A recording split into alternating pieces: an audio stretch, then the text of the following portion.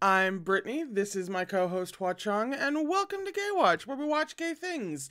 Today, we finish Volume 3 of Villain Saves... Will I ever be able to say that? It's just a simple string of words, and yet, every single freaking time, my brain just shorts out. I don't know why. Maybe it's because I'm purposely leaving off the first word, because it generally gives me the ick in a very neurotic way that's hard to describe.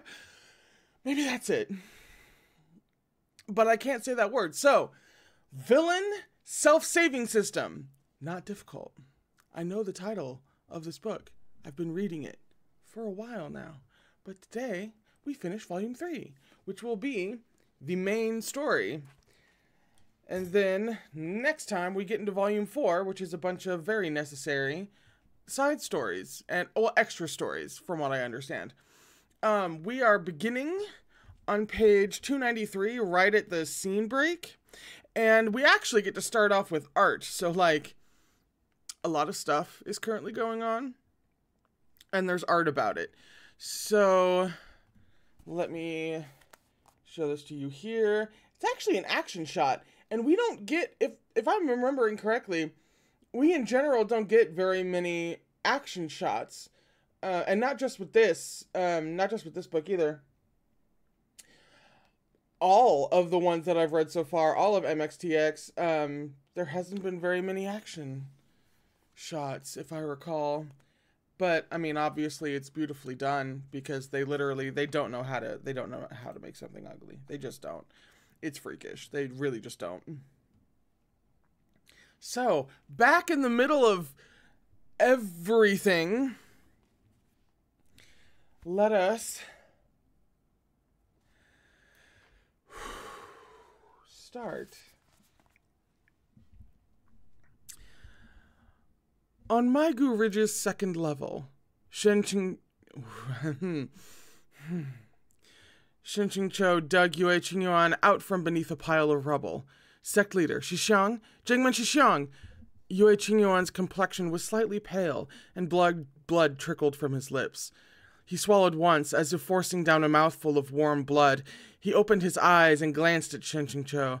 Where are the others? The internal structure of Maigu Ridge was now like a disordered honeycomb, with cave after cave, all connected. Shenqing Cho gave his surroundings a once-over. I don't see Master Wu Chen or Tianlong Jun. They might be buried here, or they might have tumbled with the piles of rubble down into the other caves. He turned his head back. Shixiang, when did you get injured? Yue Qingyuan didn't answer the question. Do you have Shinmo? Shenqing Cho showed him the sword. I'm too excited. Here, Maigu Ridge is still falling, but the merge is probably yet to finish. Shixiang, take the sword, head down and destroy it. With Shenqing Cho supporting him, Yue Qingyuan slowly stood. And you? Of course, Shenqing Cho would head back to look for Lo Binghe. Of course. But he avoided the question. Shixiang, this injury of yours isn't normal. Exactly what happened? Yue Qingyuan provided an irrelevant answer. Originally, I didn't want to, but in the end, I'm an impulsive person. Shenqing Cho thought those words strange, but he didn't have the mind to think about them carefully and continued to walk while supporting him. Shixiang, can you still walk? You head down first. Destroy the sword and have Mushidi heal you. Leave Lo Binghe to me. As Shenqing Cho was supporting him, Yue Qingyuan could stand with some difficulty, all while dripping fresh blood onto the ground. Thinking he was fine, Shenqing Cho let go, but once he did, Yue Qingyuan didn't remain standing for long before he unexpectedly collapsed again. Shenqing Cho blanched with shock, then hurried to help him up again. Jingmen Shixiang? Jingmen Shixiang. After a brief examination, even with his superficial medical knowledge, he could tell that Yue Qingyuan's current condition was horrible. Yue Qingyuan's expression was vacant, like he hadn't heard anything Shenqing Cho said. However, those times at Jinlen City and during Lo Binghe's siege of the mountain, I kept calm and took the big picture into account. Thinking back on it, it would have been better to be impulsive. At the sight of him so drowsy and about to fall asleep, Shenqing Cho itched to pinch Yue Qingyuan hard on the spot above his upper lip to wake him up, but he didn't dare overstep. So he could only yell in his ear to stop him from passing out. Shixiang, wake up! You weren't wrong! Yue Qingyuan closed his eyes and shook his head. He drew a breath, Then another violent coughing fit befell him, causing Shen Qingqiu to jump in terror. Blood flowed out incessantly with the coughs. With difficulty, he said, "Return Xuansu to its sheath for me." Shen Qingqiu hurriedly dropped down next to him. Xuansu's blade was still emitting a blinding white light. He returned the sword to its sheath, then held it out to Yue Qingyuan. At this, Yue Qingyuan's complexion finally improved somewhat, and the most arduous of his breaths eased. He stared at the hand Shen Qingqiu had used to handle Xuansu in a daze, then instead of taking it, said, "If I perish here, you must bring Xuansu back to Wanjian Peak for me." Shen Qingqiu was shocked. "What did you say?" "Perish? Yue Qingyuan's injury were so severe that he was likely to die?" "Xuansu is incredibly powerful, but I never draw it against enemies," Yue Qingyuan said. "You must have attempted to guess why." Shen Qingqiu nodded.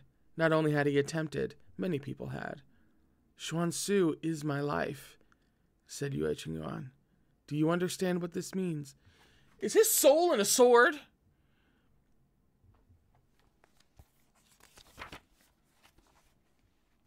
Shen Qingqiu absolutely didn't, but he knew that it definitely wasn't a figure of speech for loving your sword more than your own life.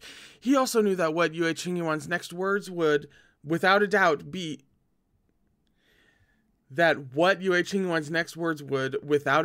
a secret that he never told anyone before. Sure enough, Yue Qingyuan said, "Every time I draw Xuansu, it consumes my life force."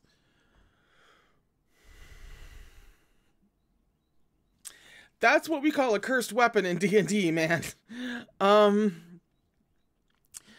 As soon as these words were said, Shen Qingqiu felt like the Xuansu he held instantly became 1,000 times heavier. No wonder Xuansu never left its sheath. No wonder Yue Qingyuan never drew his sword, unless as a last resort. I want to clock any and all times that he's drawn his sword in this series now. Like, what did he determine was reason enough, you know? Shishong, this was because of a chi deviation, Shen Qingqiu said, stunned. By using his life force to channel his spiritual energy, he'd bound his life to his sword. If not due to a terrible accident during cultivation in which he'd entered a chi deviation, why else would Yue Qingyuan cultivate this kind of unnatural path? Yue Qingyuan slowly said, "At age 15, I entered Changding Peak, my heart preoccupied and desperate for success. I failed in my venture to become one with the sword, falling instead into this state, a state contrary to my initial goals, which left me with untold, lifelong regrets." As he spoke, the vestige of color his coughing had brought to his face suddenly vanished without a trace. Shen Qingqiu hurried to interrupt him. "Don't talk anymore. This isn't the time to speak of this. I'll take you to Mushidi first." The two of them walked several painful steps before Yue Qingyuan suddenly said in a low voice, "I'm sorry." Shen Qingqiu didn't understand why he was apologizing. Yue Qingyuan had never wronged him in any way. If anything, it was he who should be sorry, always slacking off and screwing around. He'd even dumped a mountain of troubles on Yue Qingyuan, forcing him to take responsibility and bear the headache of cleaning up his messes. But Yue Qingyuan's next words would shake Shen Qingqiu to the core. "I'm truly sorry." Even his voice trembled. "Even though I wanted to return as soon as possible, even though I wanted to come get you immediately, I made a mess of things instead. You were right.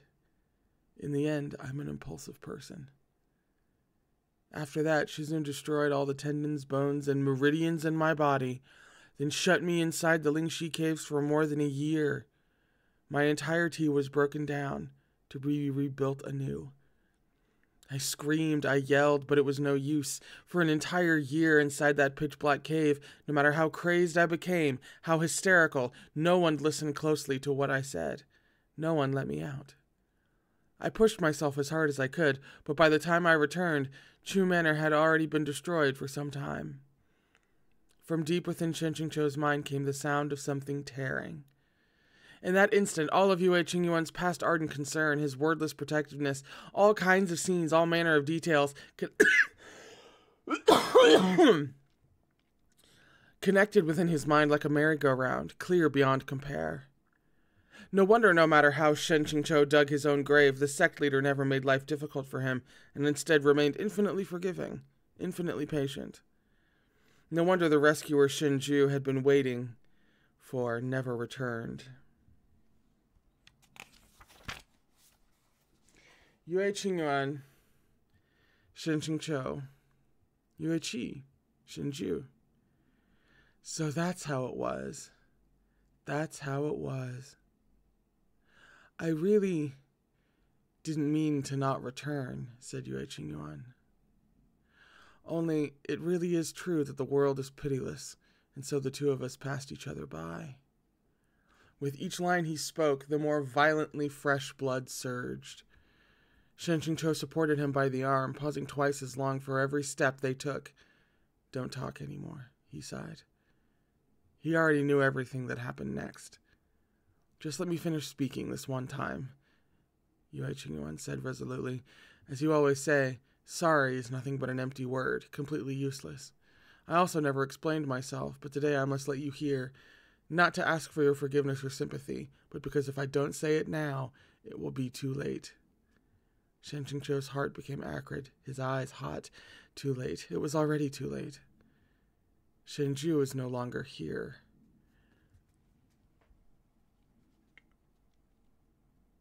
Maybe he died, or maybe like Shen Yuan, his soul had been transported into another world. But no matter which, he would never again be able to hear Yue Qingyuan's words. Never ever. The system sent out a series of notifications. Hidden Character 1, Juji Lung, completion rate 100%. Hidden Character 2, Tianlong Jun, completion rate 100%. Hidden Character 3, Su Xian, completion rate 100%. Plot hole filling target 1, Shen Qingqiu, completion rate 100%. Plot hole filling target 2, Yue Qingyuan, completion rate 100%.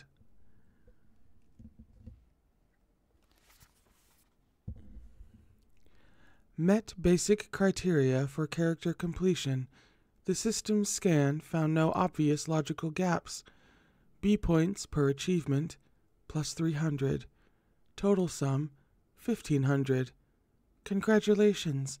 By upgrading rather a lot of things to roast, you have unlocked the achievement, readable if nothing else is available.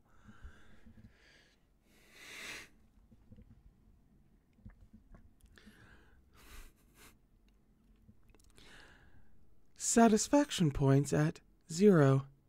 In this situation, you can substitute B points when paying for drop cost of key items. Do you accept? The chime of positive notifications formed a cascade, brimming with a joyful atmosphere, yet Shen Qingqiu had never been more depressed. He said, "What's the point? Exactly what was this system? What was the point of its existence? So he could know exactly how unfortunate these people were? So he could personally witness the most tragic ways the world could screw people over? Or so he could drive Lo Binghe to insanity?" Everyone said Lo Binghe had gone mad. Even he himself had smiled and admitted it. Shinmo, which Lo Binghe had finally managed to suppress after a million words of struggle in the original work, had gained the upper hand in this struggle and invaded Lo Binghe's mind. This wasn't a result of one or two events, but a slow accumulation over time, until finally it had completely erupted. Numerous signs had long since made themselves apparent, but Shen Qingqiu had never noticed. Or perhaps he should say that he'd never realized that Lo Binghe was actually so insecure, to the point of having an inferiority complex. First, he thought Lo Binghe was unbelievably cruel and evil. Then he'd thought Lo Binghe was unspeakably strong and bright. Looking back, the symptoms of Shinmo's invasion of Lo Binghe's mind had appeared as early as Jiahua Monastery. When Lo Binghe heard his backstory, he'd received a massive shock. In his moment of greatest panic, he reached out to Shen Qingqiu, pleading for his Zhizun to leave with him. But Shen Qingqiu hadn't taken Lo Binghe's hand and instead had made Lo Binghe leave alone first. At that time, Lo Binghe's psyche started to grow incredibly unstable. What he'd needed wasn't a path of safe retreat, but to be together with Shen Qingqiu. Even if he was trapped in Jiaohua Monastery and unable to retreat, even if he was surrounded and attacked by everyone present, either outcome was better than leaving alone. To a Lo Binghe in that state of mind, having to leave alone was as good as being thrown away, like he had been when Su Shiyan willingly drank that poison. It was exactly as Lo Binghe himself had said. He wasn't forcing Shen Qingqiu to choose between two options because he was completely certain he knew the answer, down to his very bones, that Shen Qingqiu would one day abandon him. His entire mind had flooded with terror of and anxiety from speculating over something yet to happen. How could he not go completely insane? Yue Qingyuan's steps became increasingly unsteady, to the point he almost couldn't stand anymore. Shen Qingqiu had never seen the sect leader appear so weak. Yue Qingyuan had always been stolid and full of strength. Stolid? Stolid. Stolid? Stolid. That's one of those words that you've seen in print, but don't realize that you've never heard spoken out loud until, you go to say it out loud, usually in front of people.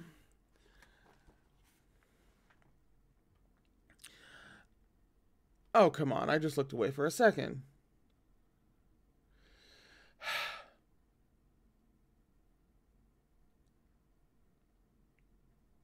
Come on.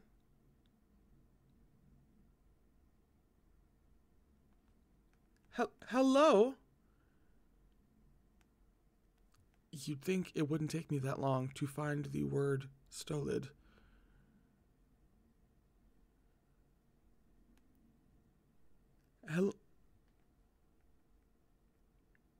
Did I turn a page? No. There we go. Lord, toward the bottom of the page. Of page 300.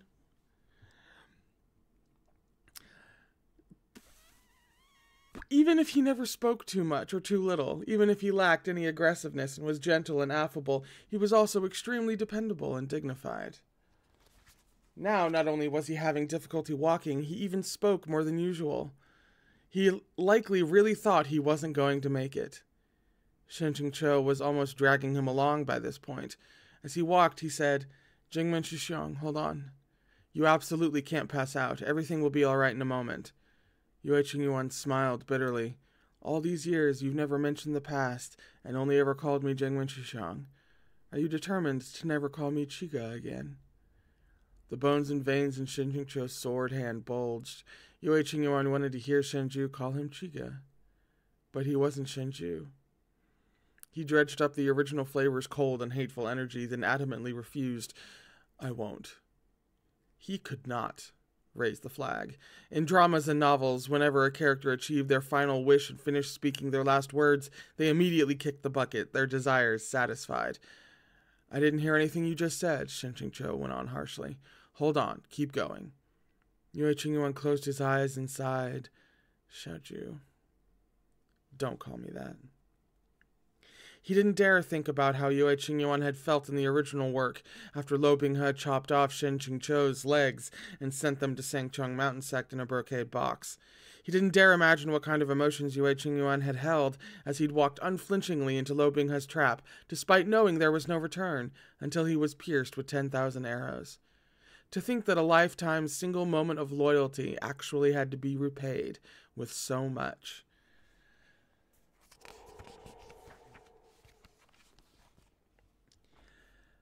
And Yue Qingyuan hadn't even been able to tell Shen Qingqiu the reason why he hadn't come to rescue him. The Shen Qingqiu who'd been full of resentment and terror, who'd helped Lo Binghe lead him into that trap. Why hadn't he told him earlier? It was just like Shen Qingqiu and Lo Binghe. Why hadn't he told him earlier? If he hadn't been so cavalier, so full of conjecture, Lo Binghe might never have darkened. He could have remained the sweet and bashful disciple he'd been on Qingjing Peak. Even if they backed up 10,000 steps back to when he'd been forced to shove Lo Binghe into the endless abyss, Shen Qingqiu could have used a completely different method to achieve his goal. He might not even have needed to think about it. Only now did Shen Qingqiu understand that if he had wanted Lo Binghe to go down into the abyss, it was very possible that if he had but said the word, Lo Binghe would have obeyed and jumped. Shen Qingqiu had never considered this possibility. He hadn't believed that a person could be so foolish, that Lo Binghe could be so obedient. But the truth was that Lo Binghe really was that foolish and that obedient. Shen Qingqiu had twisted and turned, taken all sorts of detours. He'd taken the far road and become utterly lost, not knowing how to proceed. Full of regret and sorrows, he could only sigh, "If only I had known." But in this world there was no "if only I had known." As they turned past the cavern, Shen Qingqiu suddenly saw two figures caked in dirt. As soon as he made out the two round and shiny bald heads, he blurted out, "Master Wu Chen, Master Wu Wang." The short monk who was carrying someone much taller than himself was Master Wu Chen. One of his wooden prosthetic legs was missing. Walking alone on a single leg was already difficult, and on top of that he had no hands to spare for a palms-together greeting. Refusing to be discourteous, he chose to recite some extra sutras instead. "Amitabha, Peak Lord Shen, we finally found you. What happened to Sect Leader Yue?" Ever since he'd closed his eyes, Yue Qingyuan had been drowsily leaning against Shen Qingqiu. Shen Qingqiu said Jiangmen Shishang was struck on the head by a rock. "What about Master Wu Wang?" Injured by that Tianlong Jun's demonic qi and unconscious for now, with the cave's collapse, those demons completely disappeared. Shen Qingqiu pulled out Shu Ya and handed it over. "Master, can I ask you to take my Shixiang and Master Wu Wang and leave my Gu-Ridge by sword?" "What about Peak Lord Shen?" asked Wu Chen. "I will deal with my own disciple," Shen Qingqiu said concisely. "If Peak Lord Shen is willing to calmly face him, there could be nothing better," Wu Chen said respectfully. "I'm ashamed of myself," said Shen Qingqiu, "but I wish to resolve these affairs before something irreparable occurs.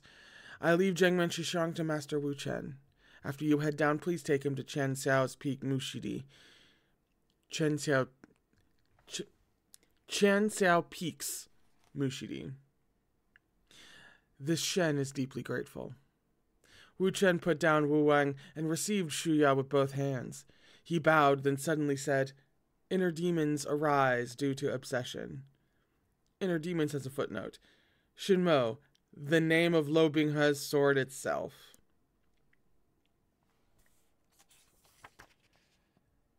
Inner demons arise due to obsession.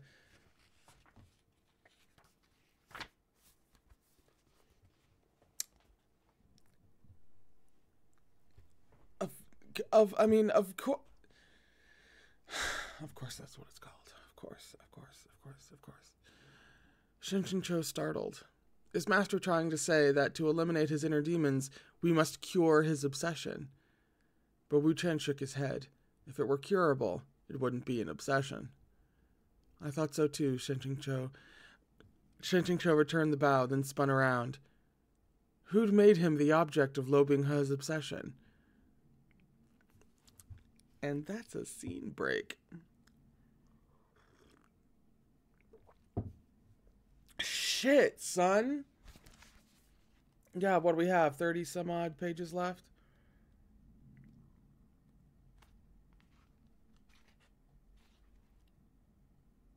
Yeah. Whew. Okay. The interior of my Gu-Ridge had collapsed into a complete mess. Before, there had been hundreds upon thousands of caves, sprawling and interconnected, but now half of them had crumbled with the tremors, the fallen rocks forming barricades everywhere. Shen Qingqiu wove through the remains, struggling to navigate the ruins. Suddenly, from within a giant pile of rubble, there came a feeble wisp of demonic energy. Shen Qingqiu called without thinking, "Lo Binghe?" It couldn't be that Lo Binghe was trapped here, having been sealed by Yue Qingyuan's binding technique, could it? He leapt over to the pile and lifted the topmost stone slab. Underneath was a stretch of battered green scales. Small, loose pebbles tumbled off them as they rose and fell weakly. Zhu Lung's snake form was coiled into a small fortress, and Tianlong Jun lay in the middle, sheltered within the watertight hold. The latter's body had deteriorated even further, to the point it seemed his head would fall off at any moment. He opened his eyes and looked at Shen Qingqiu, then even had the cheer to greet him. "Peak Lord Shen." "How is the situation with you two?" said Shen Qingqiu. "I'm long used to this, but Zhu Lung isn't doing well." Not doing well, indeed. Those two huge yellow eyes, once always as bright as lanterns, had begun glazing over, though there was still life in them. Quite a few of his snake scales had been scraped off, leaving stretches of red and black wounds that patterned his entire body. Shen Qingqiu helped remove the stones crushing the snake's tail, then realized that Zheng Yang was still stabbed into Zhu Lung's body. He reached to grab the hilt, then yanked the sword out. Blood loss meant very little to demons. Rather, having Zheng Yang and its powerful spiritual energy stabbed into him would have done far more harm. "Hasn't Peak Lord Shen always preferred to ignore him?" asked Tianlong Jun. "Who says I've always ignored him?" said Shen Qingqiu. "It's just that sometimes communicating with him is difficult. How is he?" Tianlong Jun stroked the snake's triangular head with the stump of his arm and didn't answer. Instead, he asked, "What will Peak Lord Shen do about the situation after this?" "Destroy the sword, of course." "Shinmo's invasion has already reached Lo Binghe's soul, binding their lives together. If you destroy the sword now, won't that be the same as killing him?" "Then I'll think up another method," Shen Qingqiu said resolutely. "Even if you're unable to stop the merge in time." Shen Qingqiu drew in a breath. "If I can't make it, then that's that," he said irritably. "We should do everything we can first, then worry about the rest later." At that, another smile finally appeared on Tianlong Jun's face. He sighed and lamented, as expected, "I can't bring myself to hate humans." Tianlong Jun!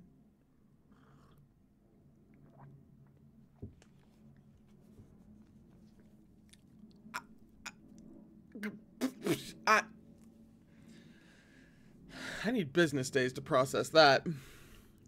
Shen Qingqiu didn't know how to respond to this line of his. It was joyful, yet seemed far too heavy. "What about Lo Binghe?" he asked to change the topic. "Have you seen him?" "I thought Peak Lord Shen knew," Tianlong Jun said, bemused. "Hasn't he been behind you this whole time?" Shen Qingqiu's hair stood on end, and he slowly turned his head. Sure enough, Lo Binghe stood behind him, eyes fixed unswervingly on his back. Exactly when had he begun standing there? Or perhaps the question was, exactly when had he begun following Shen Qingqiu?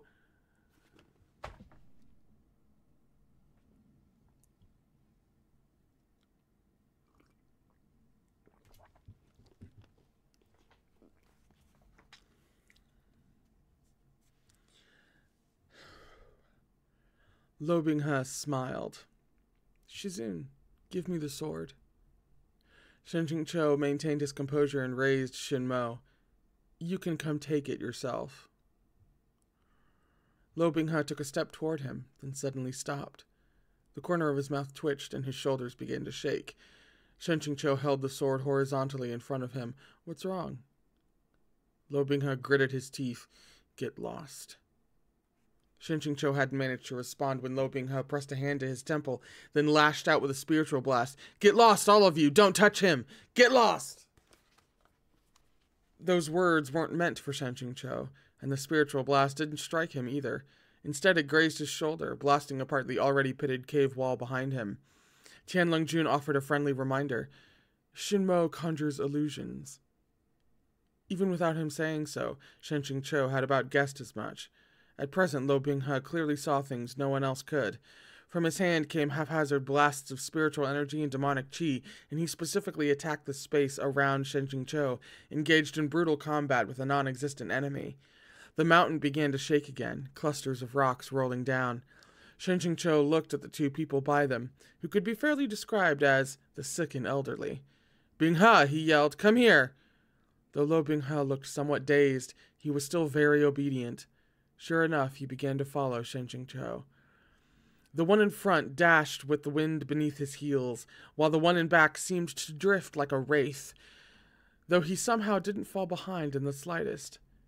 In the middle of the chase, the system sent a notification.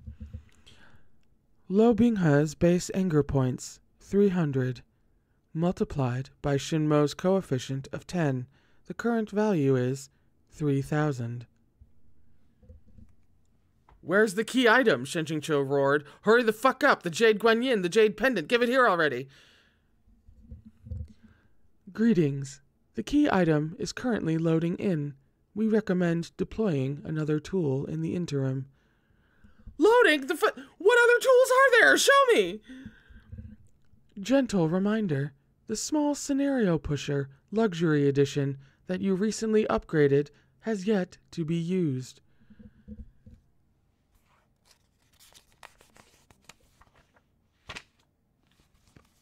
Shenjing-cho abruptly braked. In all honesty, to this day, he still hadn't figured out exactly what kind of doodad this small scenario pusher was, let alone how it worked. But based on his single experience with it before, it really did seem to be quite effective. Shenjing-cho gritted his teeth. Give it here! Let this great one see just how epic and thrilling this luxury edition is. Bring it on. He just forcefully slammed the confirm button when the ground beneath his feet collapsed again. As he fell, Shenjing-cho had only one thought. Fuck me, you call that a small scenario pusher? It's a large scenario bulldozer! However, even after a long downward tumble, while rocky shadows rolled toward him from overhead, none of the rocks from the landslide smashed into him. Someone was shielding him from above. Lo Binghe was completely out of his mind, his senses muddled, but even at a time like this, he used his own body to block the rocks for Shenjing-cho. With a backhanded shove, he flung the boulders that had struck his back aside like they weighed nothing. He stared blankly down into Shenjing-cho's eyes, and for a brief second, clarity seemed to flash through his pupils. But after a dazed blink, the murk returned. The dark red mark of sin crept over his forehead, expanding outward until marks covered the entirety of his snow-pale face, then continued spreading down his neck. Shinmo had fallen beside them, and it seemed to respond to the marks on Lo Binghe's body. It glowed and dimmed, its purple light and black miasma circulating endlessly. Shizun? Lo Binghe mumbled. Said Shenjing-cho. Blood trickled down Lo Binghe's forehead, and his voice seemed to quaver slightly. Shizun, is it really you? It's real this time? Asked Lo Binghe. Didn't you leave with the others just now? I saw you go. I won't leave, said Shenjing-cho. Lo Binghe slowly lowered his body and pressed his face into the gap of Shenjing-cho's collar. Shizun, it hurts, he said in a tiny voice. My head hurts. The tone sounded both like he was acting cute and like it really did hurt, very much so. Shenjing-cho slowly reached out with both arms, wrapping them around Lo Binghe's shoulders. Then he gently patted Lo Binghe while soothing him like one would a child. Good boy. It'll stop hurting soon. If I'm good, I'll stop hurting, and Shizun won't leave me alone ever again, said Lo Binghe. It'll stop hurting in a moment. I don't believe you, Lo Binghe said quietly. Suddenly he exploded and yelled, I don't believe you, I don't!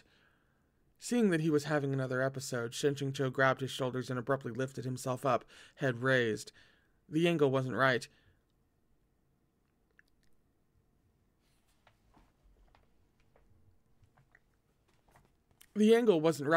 Teeth clacked against teeth, making pain radiate through him. Lo Binghe's lips were sealed, but his eyes continued to stare forward blankly. He blinked once, then twice. Shenjing-cho's eyes were also open. As their wide-eyed gazes remained fixed on each other, Shenjing-cho internally thought this extremely unsettling. After a while of just staring at each other, eyes completely unclosed, he finally gave in and shut his eyes first. With a flutter of his lashes, he pressed forward and deepened the kiss. His teeth and mouth were still ringing and numb from the collision. In truth, this act couldn't be called kissing at all, but gnawing. However, Lo Binghe was clearly very pleased with said gnawing. He bit all over Shenjing-cho's lips like they were pieces of candy, his breath growing shorter and shorter. Suddenly, he pressed Shenjing-cho down against the ground. Nobody fucking move. With a ripping noise, Shenqingqiu's outer robe was torn to pieces. Shenqingqiu moved to strip his remaining clothes himself. He pulled and tugged, sliding his pants down below his knees, stripping his torso until only a loose inner robe remained, which slipped down to reveal one pale shoulder. Lo Binghe's hand ran along the collar and dipped inside. His entire body was searing hot, even more so than that time in the Holy Mausoleum, and his hand kneaded hard over Shenqingqiu's skin. Hot, in pain, and panicking. Shenqingqiu knew what would follow. He'd long since made up his mind. Now he consciously flipped himself over so that his back was to Lo Binghe.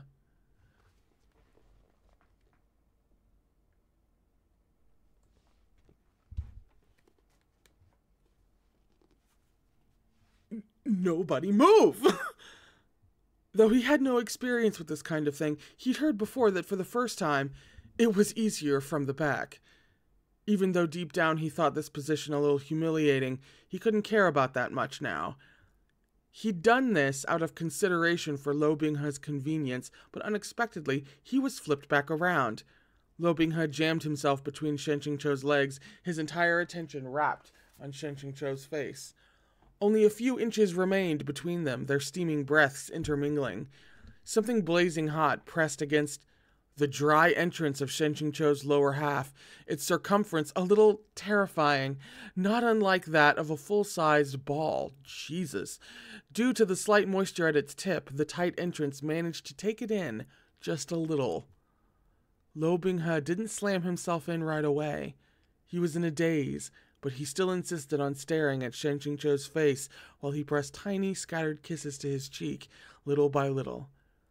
Originally, Shenqingqiu's nerves had been stretched taut, but with these subconscious actions on Lo Binghe's part, he relaxed a bit. He'd relaxed too early. Shenqingqiu finally experienced what it felt like to be split in half down the middle while still alive. I've either ascended or disassociated. I don't know which.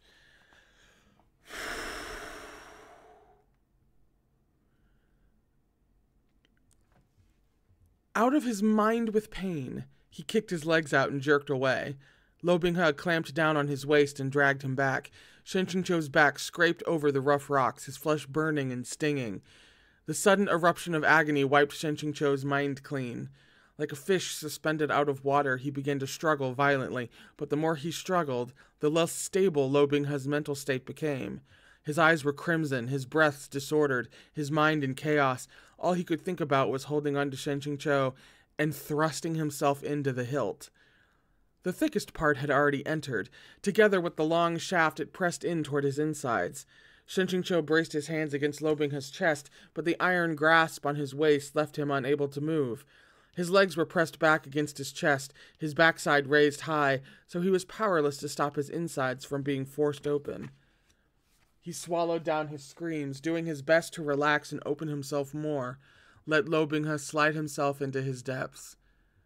Once everything was inside, Shenqingqiu felt like he'd been impaled by a rod of hot iron, nailed alive to a sacrificial stone. Lo Binghe seemed to have finally found some small sense of security. He grasped Shenqingqiu's hair, lifting it and kissing it. Though he could ignore the sting of his scalp, the shift in position gave Shenqingqiu the terrifying, if mistaken, impression that his insides were being jostled. His entrance spasmed uncontrollably from the pain. In his stupor, Lo Binghe knew no restraint. He only understood his own exhilaration and began to ruthlessly thrust in and out. His movements were both quick and rough. After over 100 uneven thrusts that alternated between fast and slow, he finally managed to smoothly and continuously bury himself inside. Shenqingqiu's eyes flooded with hot tears. It hurt. It hurt so much. He was trembling from the pain, but he didn't forget what he should do next. He sent forth his spiritual energy, drawing the surging demonic chi within Lo Binghe's body into himself. This technique was incredibly stupid, but it was also incredibly effective. As Lo Binghe was supplying Shinmo with demonic chi by drawing a portion of it into himself, it no longer received enough power. So Maigu Ridge's descent naturally couldn't continue.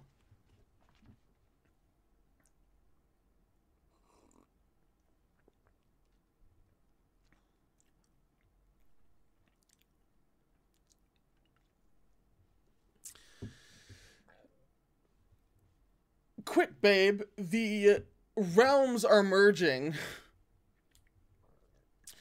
Fuck me so I can take the energy from you to stop that from happening.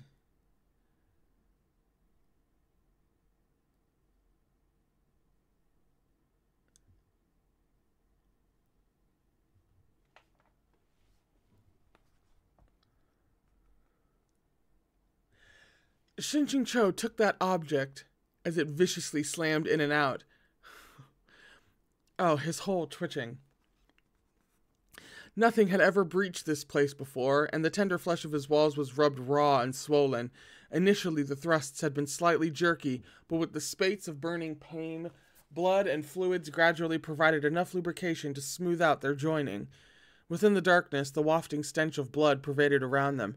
Pained, suppressed gasps and the sound of flesh slapping on flesh rang especially clear. Lo Binghe was enthusiastic, clutching at Shen Qingqiu and refusing to let go. His cheek rubbed against Shen Qingqiu's head, the action both docile and meek, but his bottom half told an entirely different story and could have been called savage. Shen Qingqiu could barely breathe within his grip, and his right hand clawed at the rocky ground, leaving behind trails of blood. Each breath he struggled to draw stuttered and caught as he gasped down air. He couldn't hold on. He really couldn't hold on anymore. Just as his head swam, his vision growing dark and darker, a faint beam of light flashed by him. There was a crisp clang of something hitting the ground, right next to Shen Qingqiu's bare shoulder. Alarmed, Lo Binghe looked up, and for a brief moment, he seemed disoriented. Then his pupils abruptly shrank into pinpoints. The blurry scene before him gradually focused and came together, becoming clearer and clearer. He slowly lowered his head, and all the color drained from his face on the spot. Shen Qingqiu lay below him, robes torn into countless pieces. His legs were trembling, unable to close, his eyes frightfully red like he was on his last breath. Lo Binghe reached out, wanting to touch him but also not daring to. His hand remained frozen in midair as he muttered, "Shizun?" Once he heard Lo Binghe finally calling him Shizun as normal, Shen Qingqiu seemed to come alive, and he gasped in a breath. Unfortunately, due to how strained this breath was, it almost sounded like a sob. Lo Binghe was stunned. "Shizun, what did I do?" Shen Qingqiu wanted to clear his throat, to lighten the mood a little and say something like, "You didn't do much, just your Shizun." However, the result was that he did manage to clear his throat and rather coughed up a mouthful of blood. Both of them froze in shock at the sight. Shen Qingqiu's tears hadn't had the chance to come out before Lo Binghe's began falling first. They plopped onto Shen Qingqiu's cheek, sliding down the curve of it. In the past, Shen Qingqiu's greatest fear had been women crying, and now his greatest fear was Lo Binghe crying. He ignored the pain in his bottom half and wiped at Lo Binghe's face, comforting him like he was soothing a child. "Don't cry, Lo Binghe's tears fell like pearls cut from their string, rolling down along his shoulder. He helplessly held Shen Qingqiu with one arm while muttering, "Shizun, don't hate me. I didn't know. I never wanted to hurt you. Why did you push me away? Why didn't you kill me?" Shen Qingqiu stroked his back gently again and again. This master knows. This master was willing. He soothed him, but within his heart was endless bleakness.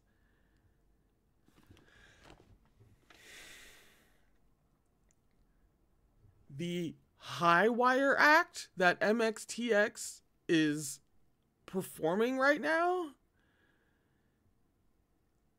cannot be overstated. There is a very, very fine line, but important line here, and I'm speechless. I'm just going to continue. He was the one who'd been wrecked, all right? So how come the guy who'd wrecked him was crying harder than he was? What was with this reversal where the guy who got fucked had to comfort the one who fucked him? A Lo Bing-he who'd lost his virginity was even more demanding than the young maiden who'd lost hers. Then, if you'd pull out first, Shen Qingqiu said helplessly.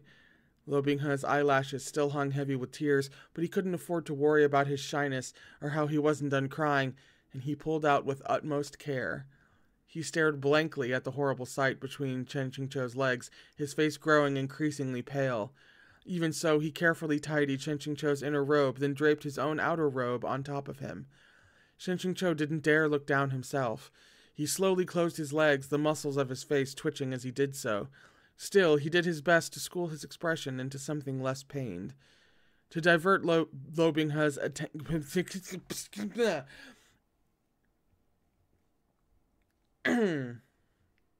To divert Lo Bing-he's gaze and attention, Shen Qingqiu reached out and picked up the jade guanyin beside him, then gestured at Lo Bing-he to lower his head. Lo Bing-he stammered, I thought I had long since lost it. I thought I'd never find it again. Shen Qingqiu helped to loop the red string around his neck. Hold on to it from now on. Don't lose it again. After Shizun rescued me that time, could it be that he's kept it with him ever since? Lo Bing-he mumbled. It had been in the system's storage system the entire time, so saying that he had couldn't be considered wrong, right? Once he thought this, Shen Qingqiu feebly nodded once. Lo Bing-he's arm around him slowly tightened. As his tears continued to flow, he suddenly noticed that the marks on his arm, were rapidly receding. His blazing hot forehead and cheeks were also cooling at an incredible speed. Stunned, he said, What are you doing?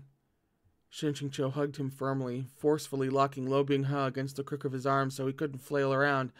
I'm not doing anything, he said lowly. Like I told you, it'll stop hurting soon. So be good and don't move. Lo Bing-he's voice cracked. Shizun, are you going to do what you did last time and use your own body to draw away Shunmo's demonic chi? The last time he referred to was the time when Shen Qingqiu had self-detonated. It must have left an enormous impact on him. But it's different this time, said Shen Qingqiu. Lo Bing-he slowly clenched his fist. Different how? He asked, voice quavering. Shizun, how can you do this to me? To think you would actually do the same thing a second time for the sake of other people? Do you feel that I can watch you do this sort of thing right before me again? I should have realized long ago that none of you would ever choose me. Every single one of you would rather throw me away. Listen to me, Lo Bing-he, Shen Qingqiu said severely. Sure enough, Lo Bing-he held back his tears and obediently listened. In order to give birth to you, Su Xian fought to the death. Lo Bing-he, why did you never consider it? Given the kind of person the old palace master was, would he have given his disciple a gentle, harmless drug? It must have been a drug that was absolutely fatal to demons. If she really had given in and obediently taken it, even if you hadn't died, how could you have peacefully grown up, unharmed, into what you are today? Lo Bing-he's shoulders trembled. Shen Qingqiu made sure to emphasize every word. If I were her, no matter how... I'm sorry, I totally skipped past the art. Jesus, there's a lot happening in the brain right now. My apologies. Look at that. Holy shit, it's gorgeous.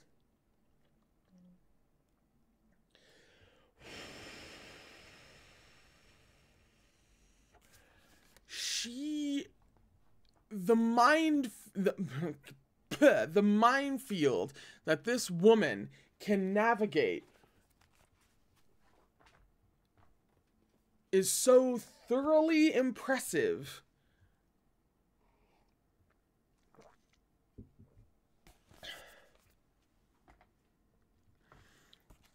We're on the other page now. If I were her, no matter how venomous that drug was, I would have drunk it down without hesitation, then escaped to the water prison. Afterward, I would draw all its effects into my own body. No matter how agonizing the process, no matter if the price would be complete destruction of my martial aspect, no matter if it meant a horrible death. I absolutely would not allow my child to suffer even an ounce of harm.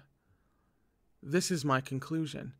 You can think it's only a theory, because there's no longer anyone who can tell you what Su Xian was thinking before she breathed her last. But if she really had seen you as her shame, she wouldn't have needed to do a thing. Those were the coldest days of the year, with ice and snow everywhere. If she'd thrown you into the low river, could you have survived? Or she could have kept her bright and boundless future as the head disciple of Huanhua Palace and continued to drink any fresh poison the old palace master gave her. Then she wouldn't have needed to flee the prison in disgrace or hide from the Huanhua Palace disciples who searched for her. Moreover, if, after giving birth to you on that lone ship, she hadn't taken off her outer robe and swaddled you in it, if she hadn't used the last of her strength to place you in that basin and push you out and away, you would never have lasted long enough for someone to rescue you. You would have become a mere lone spirit, frozen to death upon the low river. You're alive, right here and now, so how can you just listen to and believe what others say when they claim that your mother was cold and heartless, that she didn't truly want you? Having said all this in one go, Shen Qingqiu was now short of breath, and there was the sensation of demonic qi rampaging through his limbs and bones. He used his remaining strength to clutch Lo Binghe's wrist. I'm not drawing away Shinmo's evil energy for anyone else or anything else. I do it for you, and only you, he said. I don't want to see a Lo Binghe who spends the rest of his life controlled by Shinmo, whose mind is lost to its corrosion, with illusions haunting him for all eternity. This master's expectations are for you to be alive and clear-minded, strong and healthy. Then he said softly, so don't say that no one wants you, or that no one will choose you ever again. Why?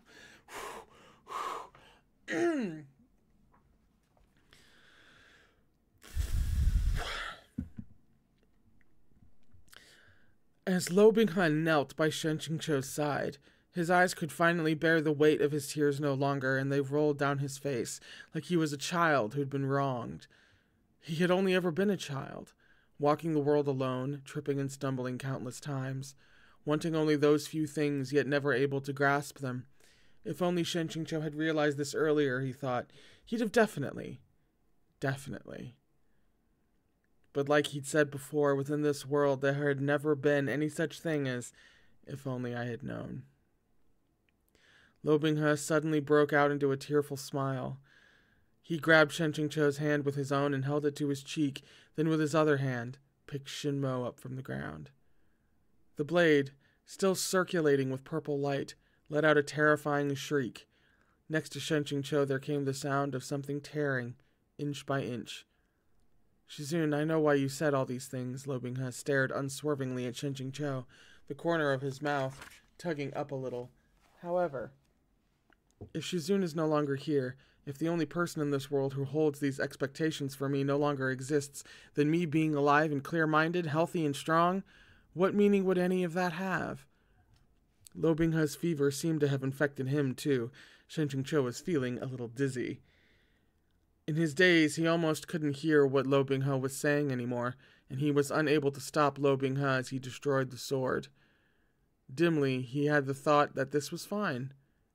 Dying together also included a together. Let me repeat that.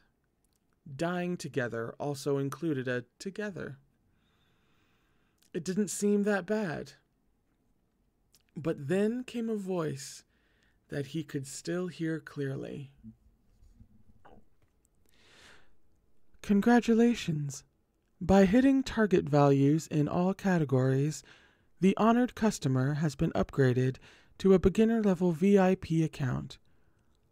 Would you like to activate the high-level ability, Self-Saving?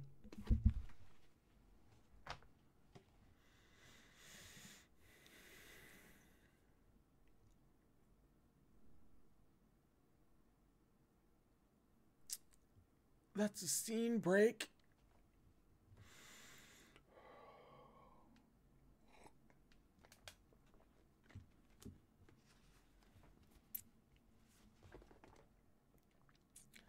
I am not fucking speaking to this woman. I am...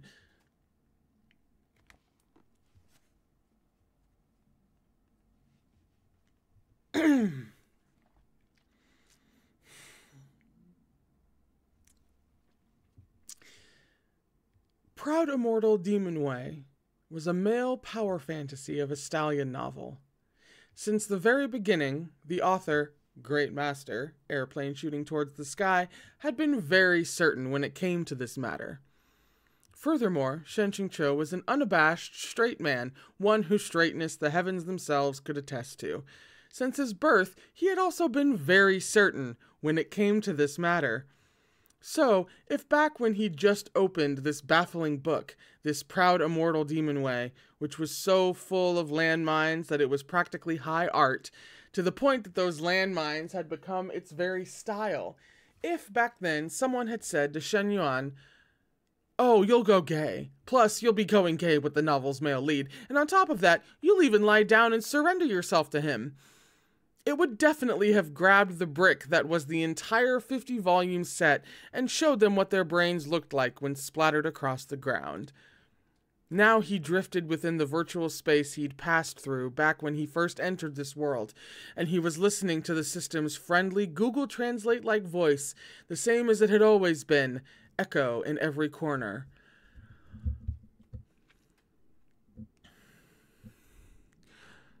Greetings. Through your tireless efforts and active cooperation, all point values have met their upgrade targets. The system is very pleased to inform you that this honored customer has already been upgraded to a beginner-level VIP account. At this time, we will specially remind you that VIP accounts may activate the high-level ability Self-Saving. In the event that your HP falls below the lowest possible value, you have a one-time opportunity to restore your life bar to full. Restore his life bar to full. This VIP treatment is really fucking kind, huh? About that, said Shenqing Cho. This self-saving ability can only be used once, and only on myself. Your understanding is correct. An incredibly serious problem instantly occurred to Shenqing Cho. He'd already drawn the majority of Lo Binghe's demonic chi into himself, so even if Shinmo was destroyed, it wouldn't affect Lo Binghe. However, because they both thought he was probably done for, that child had sobbed about wanting to die with him as well. If Shenqing Cho used this self-saving ability, Lo Binghe had better not go and foolishly kill himself to be with him. What about Lo Binghe? Shenqing Cho asked urgently. How is he now? With your present access, you are not permitted to inquire about issues related to the central power source. Would you like to see your achievement history? Why couldn't he inquire if he was already a VIP member? Shenqing Cho was out of his mind with worry, but if he couldn't, he couldn't, and if the system wouldn't let him, it wouldn't let him. No matter how anxious he was, it was useless. The system persisted relentlessly. Would you like to see your achievement history? So basically, he had no choice but to look at this thing. Shenqing Cho waved his hand. I'll look. Hurry up and show me. Accompanied by a burst of joyful, bubbly music in the background, the system unrolled the list of achievements. Avoided more than 20 landmines. The Laden with Landmines tag was removed. Unlocked the achievement, Rather a lot of things to roast. Highest B-point balance exceeded 5,000. Unlocked the achievement, Readable if nothing else is available. Encountered more than 3 explosions of third-rate melodrama. Unlocked the achievement, Mired in melodrama. Cut away extra padding and irrelevant side plots. The Peerless God of Filler tag was removed. Patched in all hidden characters and filled in all basic plot holes. The Holes Everywhere tag was removed.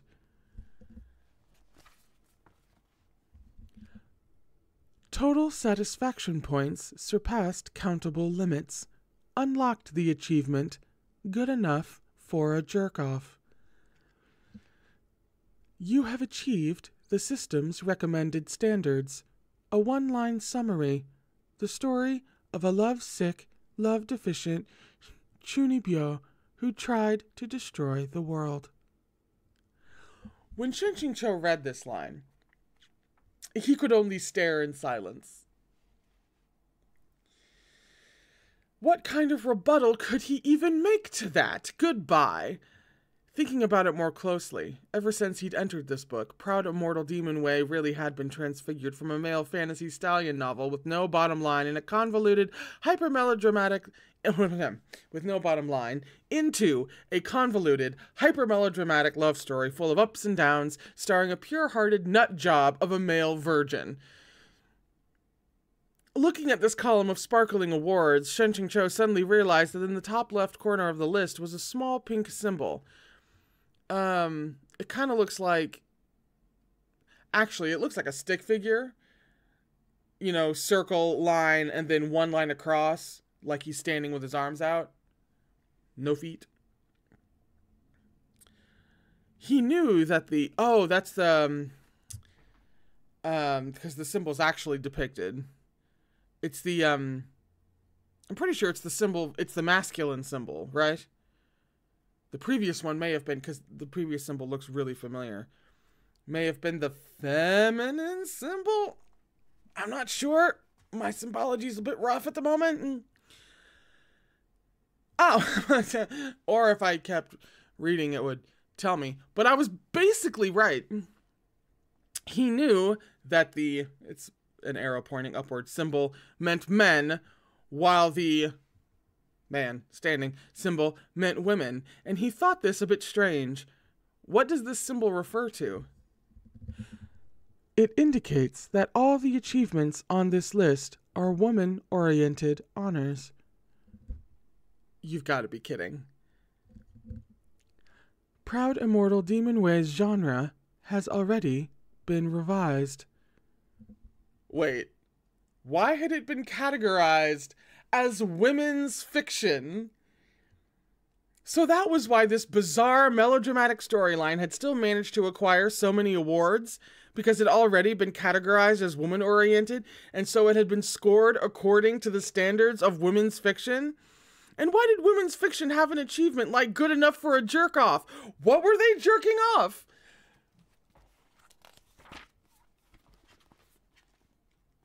Could it be that the story had been moved from Zhongdian literature's main site to the women's section? Or even more terrifyingly, after changing sites entirely, had it been tossed into the infamous Green Sea of Xinjiang? I feel like that means something I don't know. At this moment, upon realizing the truth, a giant mouthful of blood, which Shin-Cho had been keeping down since his first day of transmigration, which he'd managed to suppress for many years, finally sprayed out like a fountain. Suppressed for many years, huh? With this, a crowd of dark faces zeroed in around him, robes rustling. Ning Ying Ying, Ming Fun, Chi Ching Chi, Mu Ching Fun, an entire gaggle of people squeezed right up to him, all talking at once and saying things like, "Oh no, Shizun coughed up blood. Will Shizun die?" And no, once he's coughed it up, he'll be fine. Cold, damp walls surrounded them. Via the two small candles, Shin-Cho just managed to recognize the location as the Lingxi Caves when the bouncing echoes made his head spasm with pain. He couldn't hear anything clearly and hunched over, clutching his head. Then came Lu Chinga's voice. "Go away, all of you." As soon as he spoke, everyone else immediately shut up. The junior generation stuck out their tongues and retreated unhappily. The space they left behind was taken up by Lu Chinga. He stood next to the stone bed, arms crossed. Having finally seen someone reliable, Shin-Cho grabbed him. "Where's Lo Bing-he?" Lu Chinga's face was dark. "He's dead." Dead? Had he really gone and foolishly committed a lover's suicide? Lu Chinga didn't seem to be telling a joke, and neither had he ever really joked around. Shin-Cho abruptly sat up, but his movements were simply too fast, and a dull pain suddenly radiated from his bottom half. His face twisted immediately. Then with a thump, he fell back down. This reaction of his was too over the top. Lu Chingge seemed to have received a massive shock, and he stumbled back 3 steps. Then he turned about awkwardly, as if he wanted to walk back up and say something, but also like he wanted to just up and flee. Chi grabbed him. "Look at what you've done," she shrieked. "Look! What did you do that for? Who told you not to scare him, and now you've gone and scared him so much he fainted?" While lying on the stone bed, Shen-Ching-Cho raised his hand. "I didn't faint. It was just that a certain place hurt, so he'd slipped." In the past, Little had scared Ning Ying Ying more than the Baijian Peak Lord, but this time she bravely snapped at Lu Chingge, stomping her feet. "Lu Shishu, how could you do that? Even if you don't like Alo, you know Shizun has just woken up and can't take too much excitement, and you still said something so irresponsible, cursing him by claiming he's dead." Mu Qingfeng's face was also full of reproach. "Lu Shishang, you really shouldn't act like that toward a patient. It's not good at all." This was Lu Chingge's first mass scolding. He'd never been good with words, so he simply retreated to the table and burst out with an "I'm not talking anymore." Shen-Ching-Cho pressed one hand to his temple and the other on his waist. "Someone tell me already, is he dead or not?" "He's not," Chi said. "That brat thought you were done for and almost tried to follow you, but right before, Mushidi said you were fine and still breathing. How could he bear to die then?" Thank God they hadn't passed each other by in another twist of fate. No one could take another one of those unfortunate coincidences.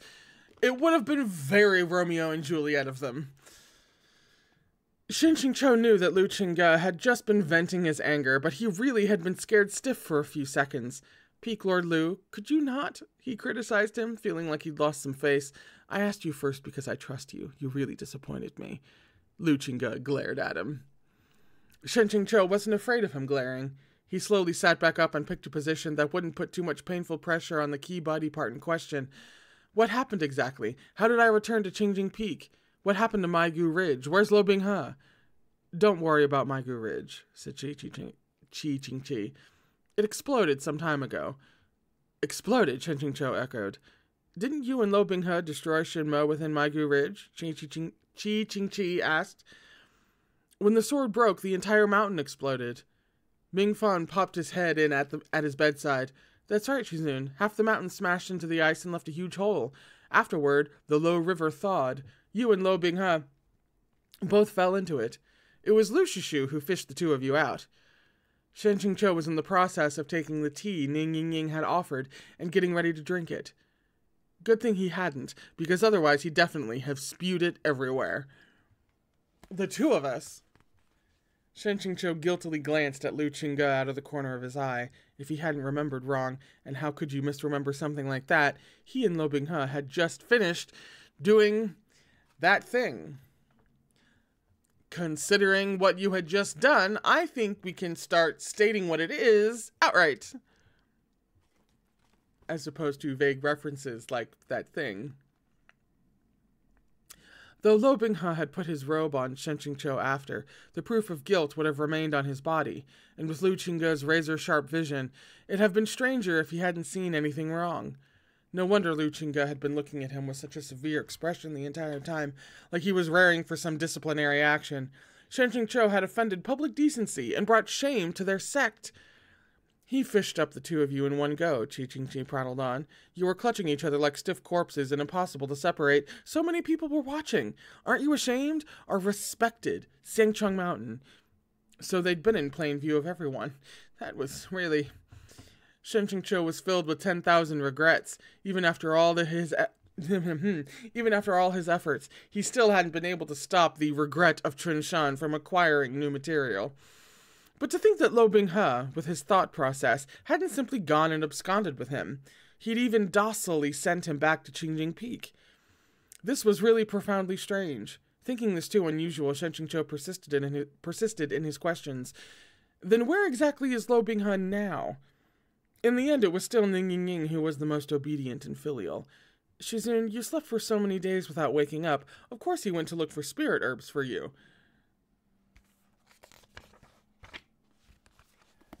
Look for what spirit herbs? By some great stroke of luck, Shen-Ching-Cho had escaped certain death and come back with a full life bar. And that brat hadn't knelt by his bed waiting for him to wake up, but left to run about? This is the sort of trivial matter that should be foisted off on your lackeys. Ning Ning Ning then muttered quietly, "Wasn't it because all the Shishu and Shibo chased him off the mountain?" Shen Qingqiu didn't even bother pretending to be cold and aloof. Unable to keep his face still, he let out a stifled laugh. Lo Binghe had offended far too many Sangchong Mountain sect members, so it made sense that they had run him off. But now Lo Binghe actually understood to swallow his anger in words, and had let himself be chased away. It was honestly pretty pitiful. However, as long as nothing was wrong, that was good. Like, hell, nothing was wrong. Shen Qingqiu's face paled with horror. Changmen Shixiang, how could he have forgotten? There was still the matter of Yue Qingyuan, who'd been at death's door. He rushed to flip himself back upright and stuffed his feet into his shoes and ran outside. The others hadn't expected him to suddenly jump out of bed. They were all stunned for a moment, but then they ran after him. Mu Qingfeng called, "Shen Shixiang, you should really lie back down." In a single breath, he'd run out of the Lingxi caves, the crisp, damp fragrance from the mountains suffusing his nose. Suddenly, a glittering bloom of golden fireworks exploded at the far edge of the pitch-black night sky. When he listened carefully, he heard the clamor of voices drifting over from Changding Peak. "What's going on?" Shen Qingqiu asked as he put his shoes on properly. "Why is there so much noise coming from Changding Peak? Where's Zhengmen Shixiang?" Qi Qingqi straightened her crooked bodice and said peevishly, "So you did remember to ask after Zhengmen Shixiang a little. He's alive." Mu Qingfeng smiled. "Shen Shixiang, you woke up at the perfect time. You won't miss the celebration." Upon hearing that Yue Qingyuan was safe and sound, Shen Qingqiu breathed a sigh of relief. "Me fucking too!"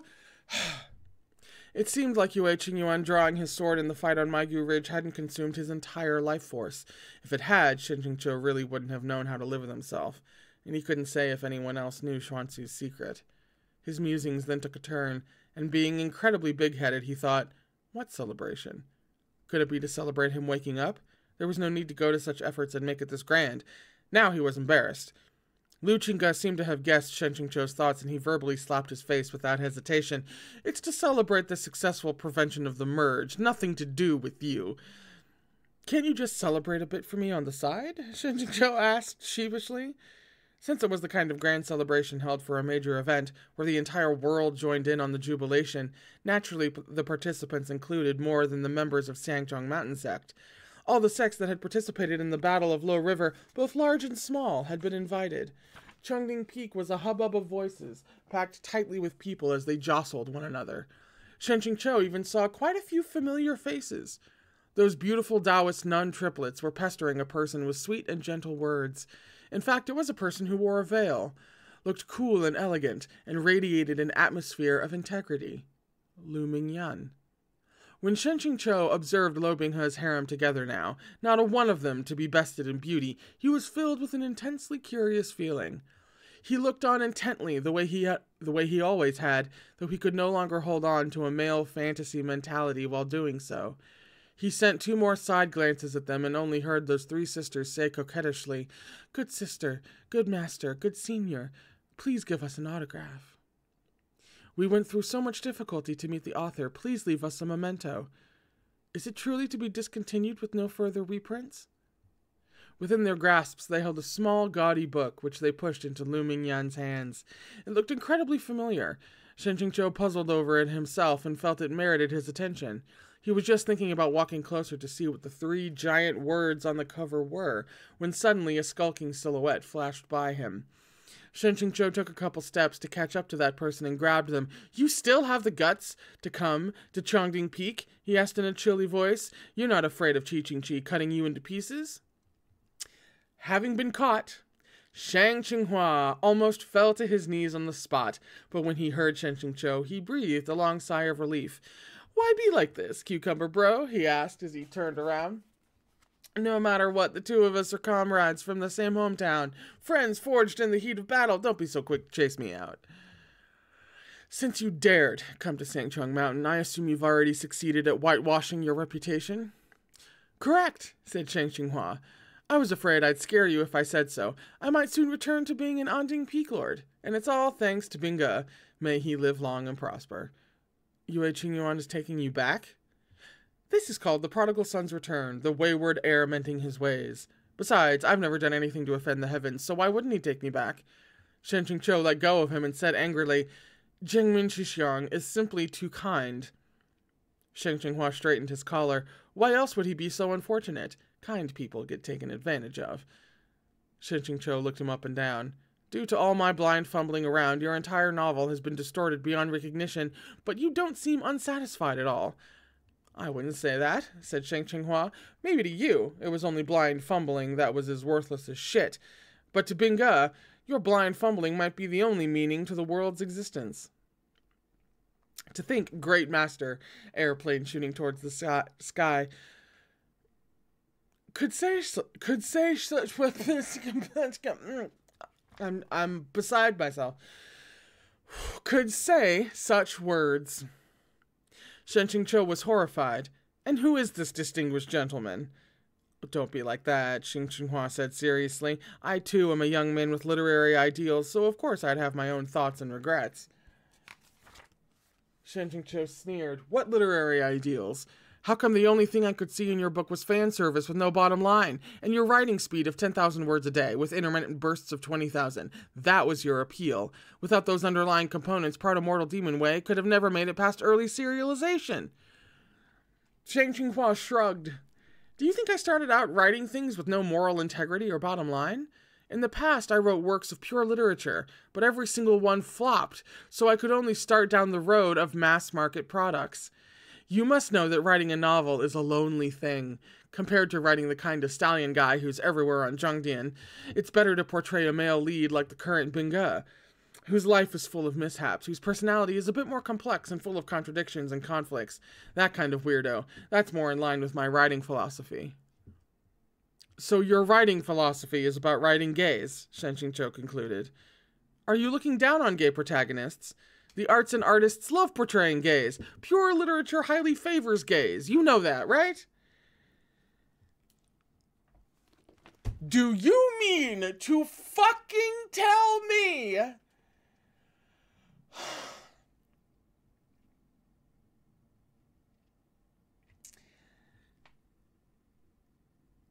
that he's literally...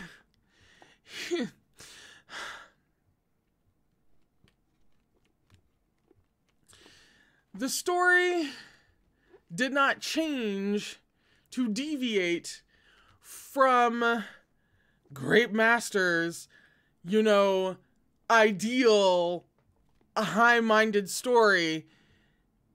It reverted back to what he actually...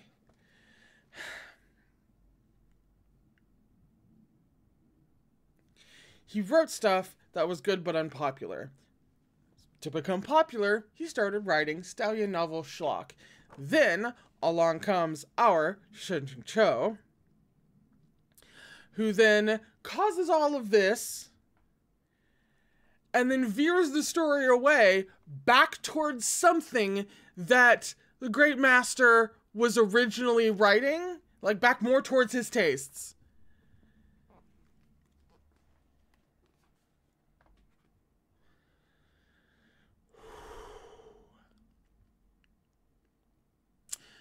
Shen Qinghua raised his arms high. Cucumber bro, he said, impassioned. If the system hadn't selected you, a loyal and die-hard reader, I'm afraid the plot would never have been distorted to this extent. Right back to the outline I discarded. I wasn't able to withstand the loneliness in real life and caved to financial pressure, so I chose to finish Proud Immortal Demon Way in accordance with others' tastes. However, thanks to you, everything that I wanted to write has already played out before me. Cucumber bro!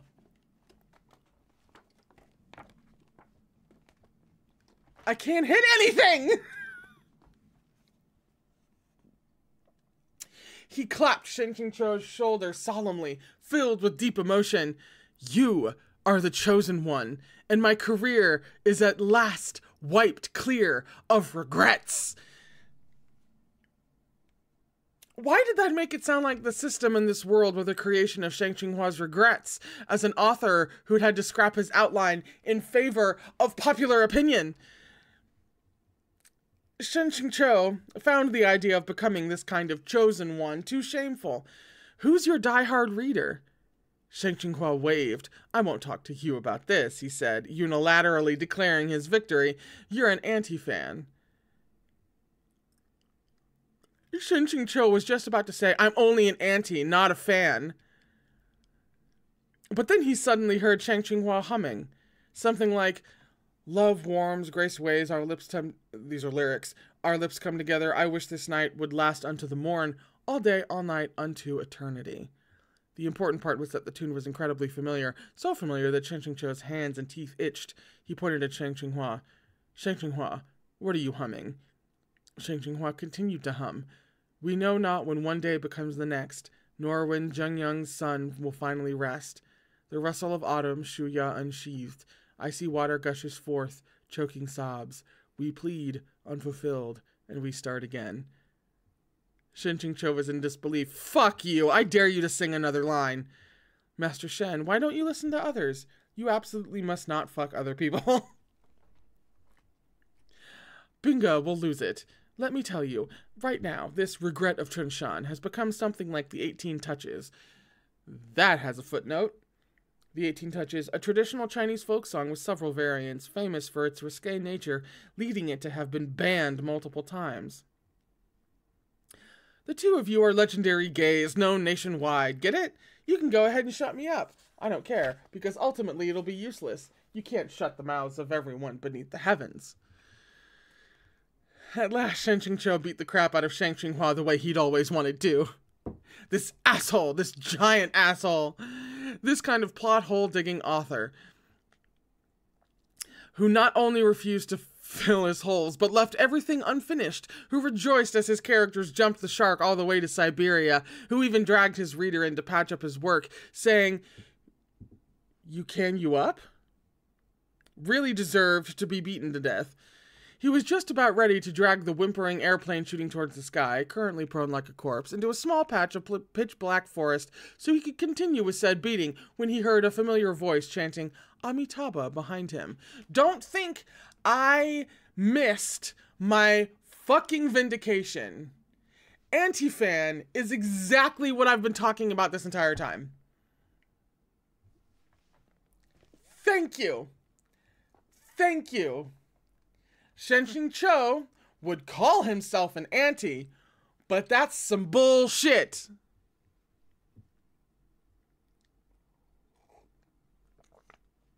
And yet at the same time, I can't figure out if I feel like actually proud or if I feel like that was fairly obvious and I've just been stating the obvious this entire time. Who can say? Master Wu Chen said, "Peak Lord Shen is safe and sound. Truly 1,000 fortunes." Shen Qingqiu straightened and turned around to see the two abbots from Zhaohua Monastery together with Yue Qingyuan walking slowly in his direction. He tossed Shang Qinghua aside and tidied himself a bit, then smiled sincerely from the heart. "Zhengmen Shixiang, Master Wu Chen, Master Wu Wang." There was no trace of weakness in Yue Qingyuan's complexion as he smiled back. Wu Wang sent Shen Qingqiu a side glance, then walked off somewhere else, full of disdain. He had the expression of an old Taoist full of toxic feudal-era ideals who had just seen a fallen woman. Shen Qingqiu felt like he'd been struck by lightning and shivered. "Please don't mind Wu Wangshishang, Peak Lord Chen," said Master Wu Chen. "Ever since this one lost his legs at Jinlan City, he's been filled with hatred toward the demon race, to the point even Peak Lord Shen.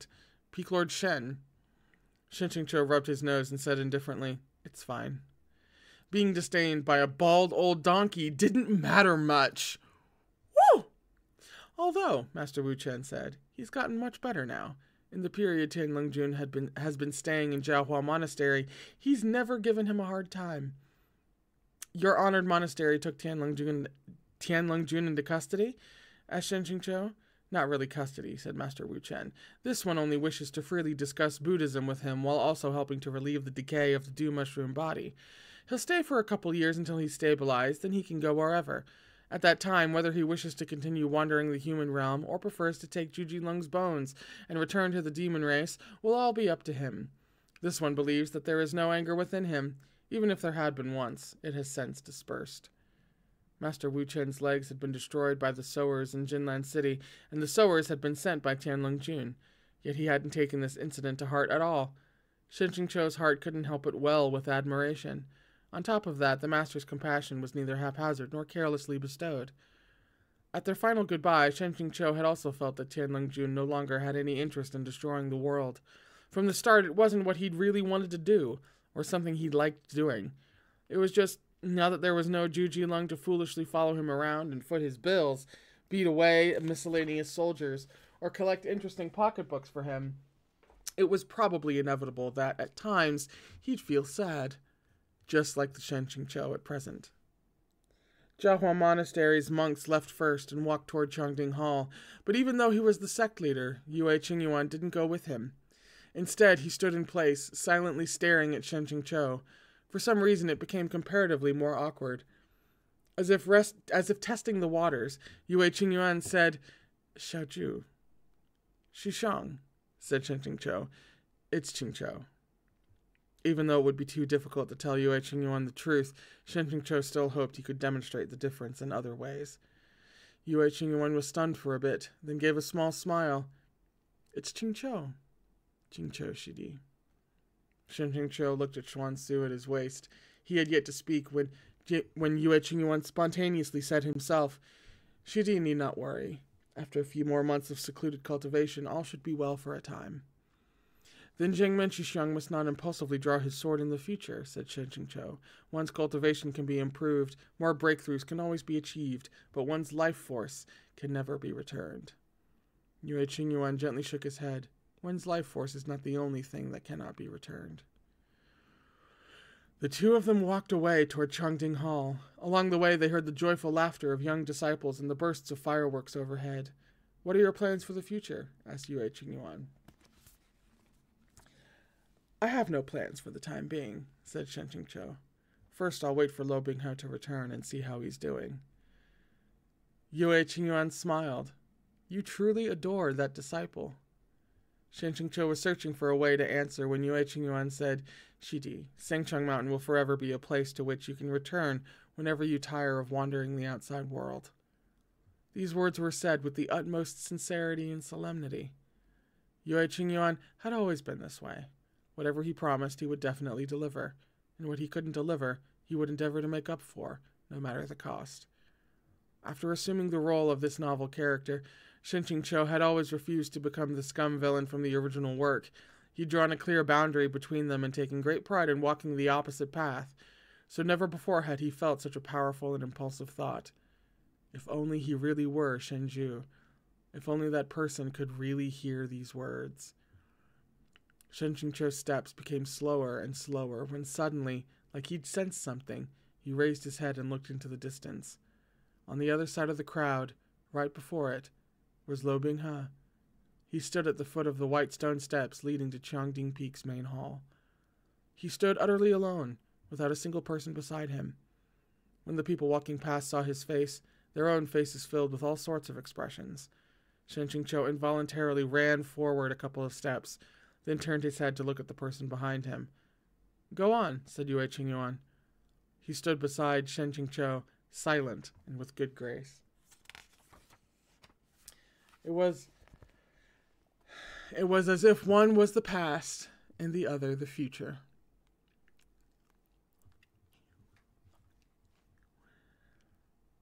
One year, the demon race had not known what was good for itself, and so had come to Chongding Peak to provoke them with a show of strength. They'd spent a good chunk of time smashing, hitting, burning, and plundering, and had even smashed a bunch of floor tiles with a hammer. Lo Binghao was staring at a crack between the white tiles on the ground when he heard the familiar snap of a fan opening. A pair of white shoes stepped onto that stone crack, which was already spotted with green moss. He abruptly raised his head. Shen Cho waved his fan. "Don't say a word. First, let this master ask you. As a disciple, why did you not respectfully wait for your Shizun to wake up, but instead go to run about the outside world?" Lo Binghao forced down his excited expression, suppressing himself. "No one on Sengchong Mountain welcomes my presence, so I could only secretly come to check in from time to time. Just now I didn't see Shizun in the Lingxi caves, and I thought that they'd hidden Shizun away, or that Shizun had left again." As Shen Cho listened to this meek defense, he couldn't help but remember what Shang Qinghua had just said. If he hadn't gone around pestering and harassing everyone and everything, perhaps Lo Binghe really would have darkened to the core and become the young man in the original work. Someone who'd rend a person into a human stick with his bare hands, who cursed the world and himself. Although now instead he'd become a lovesick young man, so it wasn't really that much better, but at least he'd gained some lovable qualities. Or at least Shen-Qing-Cho had finally realized that he was quite fond of them.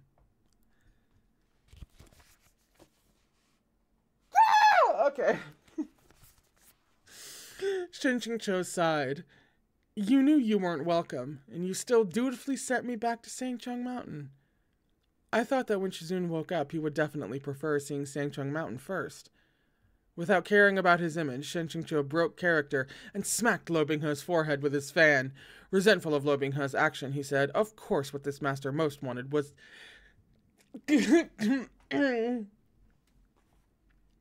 Of course what this master most wanted to see first was you. Lo Binghe had taken a thwack from a fan, but he was so excited that his entire face flushed red, his eyes becoming watery like he wanted to speak but couldn't. Shen-Qing-Cho's entire body felt like it was going weak from his gaze. Then suddenly sounds of yelling and the clang of blades rose around them. Yang Yishuan stood on the eaves of Chongding Peak's main hall and shouted, "Sure enough, that demon ruffian came back to harass Shen Shibo." Hundreds of people responded to his call, and someone immediately shouted along with him, "That bastard still has the gall to show his face? Get your weapons! Where's my weapon?" "That's my sword, Shishiong. Give it back. If you want to fight, go back and get yours." No wonder Lo Binghe hadn't hung around and waited for him to wake up. Merely showing his face on Sangchong Mountain had people screaming their intent to attack him. The warmth of his welcome was eminently clear. "Oh, not bad. Your judgment was correct," Shen-Qing-Cho said helplessly. "Under these circumstances, sneaking in is indeed your only option." "Stop it, Art." "I already said before that I wasn't welcome here," Lo Binghe said in a quiet voice. Shen-Qing-Cho patted his head. "That's fine. Shizun welcomes you." Chongding Peak clamored with roars for violence, some genuine, some insincere, raring to have a go, just a bunch of people who craved nothing but havoc.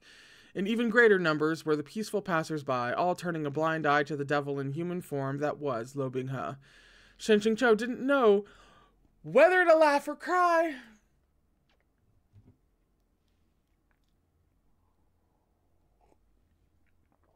Sorry, I know that's a common Chinese phrase, but what do you want from me? "Why don't we leave, then?" he asked. For a moment, Lo Binghe couldn't manage to react. "Leave?" Shen-Qing-Cho nodded. "Didn't you say that you weren't welcome here? Then let's leave and go somewhere that does welcome you." He added, "This time, no matter where you wish to go, this master will accompany you." Don't perceive me for a second. Look at the art. Look at the art. Look at the art. There's nothing to see here except the art. Just look at the art. Look at the art for a second.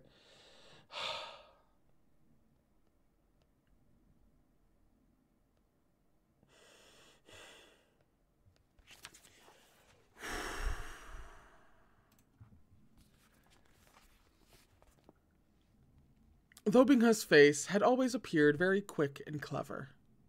But now his expression was thoroughly dumbfounded because of these few words. It was hard to look at. Other than Sangchong Mountain's disciples, Chongding Peak was also packed with the cultivators from various sects who'd come to attend the celebration. On top of their senses being sharp, Shen-Qing-Cho had also deliberately refused to lower his voice, so of course everyone had heard him very clearly. As one, they all feigned ignorance. The ones who'd been watching the fireworks pointed and gestured at the sky, and the ones who'd been lightly chuckling now laughed loud enough to raise the roof. They were being very cooperative, showing consideration for Sangchong Mountain's dignity, but Lu Qingge didn't appreciate this. He jumped down from the eaves and yelled at Shen-Qing-Cho, practically incoherent with rage. "Hey!" Chi-Ching-Chi was beside herself with anger. "I don't care anymore. Go wherever you like. Shen-Qing-Cho, you... both of you. Ming-Yan, let's go. What are you looking at? What's there to see? Is this your first time bearing witness to such shamelessness?" "Shimei, careful of the karma in your words. Mind the image of our respected Sangchong Mountain." Exactly what deep-set images did Sangchung Mountain have in the people's hearts outside of covering for the faults of their own, their director of demolitions, their intimacy with demons, and their master-disciple pair who'd starred in a famous porno? Shen Qingqiu considered this for a while and came up empty.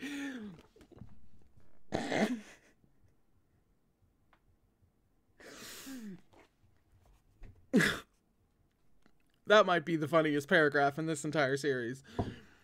Initially, he'd been pulling Lo Binghe along by the hand. Who knew when it had become Lo Binghe pulling him along instead?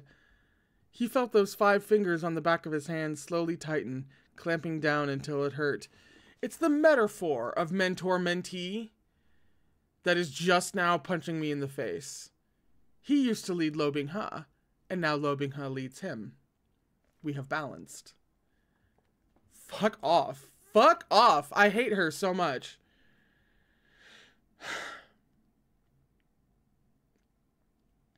Lo Binghe gently raised his head, and the entire night sky with its river of stars sparkled within the depths of his pitch-black eyes. It was almost like, if he wasn't careful, some glittering treasures would fall from them. Oh yeah, you've got it bad, babe. Shen Qingqiu took all this in stride. Looking back on everything, his heart had transformed, becoming like that of an old monk on a pilgrimage to retrieve scriptures. He'd suffered through 81 hardships, that has a footnote. Refers to the hardships and trials Tang Senzong suffered on his pilgrimage to India in the Chinese classic Journey to the West.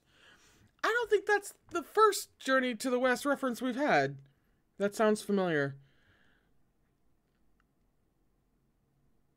He'd suffered through 81 hardships, and after much pain and struggle, finally produced the right result. So let him cry. After all, Lo Binghe always behaved this way. A plot with so many ups and downs and such intense chaos and disorder, to the point that it was constantly like being struck by lightning on a clear day. Honestly, Shen Qingqiu also wanted to burst into tears.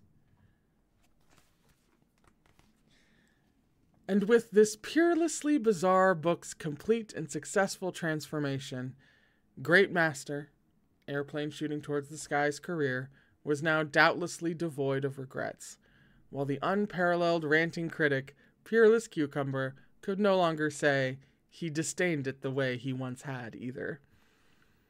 The author wouldn't fill in the plot holes, so this great one had been forced to take matters into his own hands. In the long river of history of great and mighty Zhongdian stallion novels, what reader had led the charge like him? Heartily coughing up blood while putting himself on the line to fill in plot holes, just to rescue the B-points of a brainless power fantasy, a peerless marvel of a work that had the writing quality of a grade school essay. Even though the direction had gone a bit awry during said rescue process, at least he'd really managed to achieve you can you up, no can no, BB.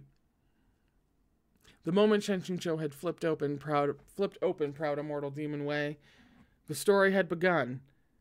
But as he shut Proud Immortal Demon Way, the story had yet to end. Or perhaps the story circulating through the world might already have ended.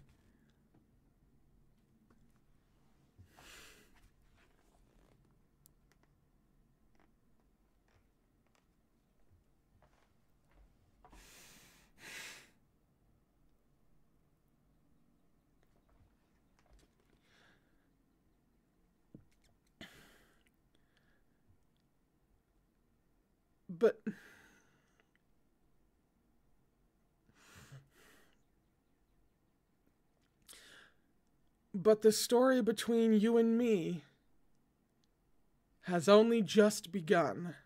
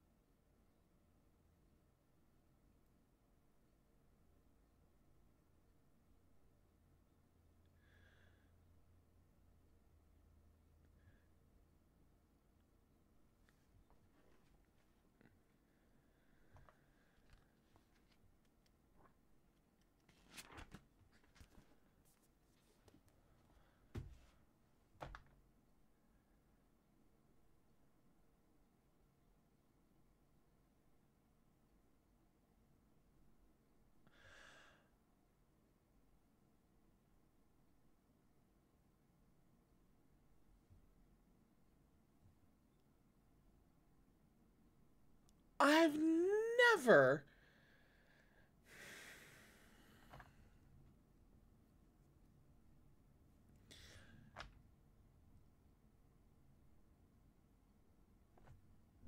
I cannot imagine a better way for an author to kick off their relationship with their audience.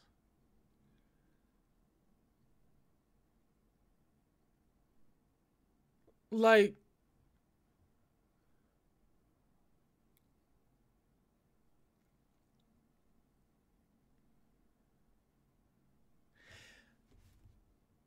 it's almost like this had to have been like part of her concept, part of her desire. It feels like she was like, I'm writing this, I'm going to be writing, I love writing, this is what I'm going to do with my life. So I'm going to work into this first project a meta-narrative that lets me say hello to anybody who might follow my writing. Like, I don't think that was the only reason she decided to go with a meta-narrative thing like this.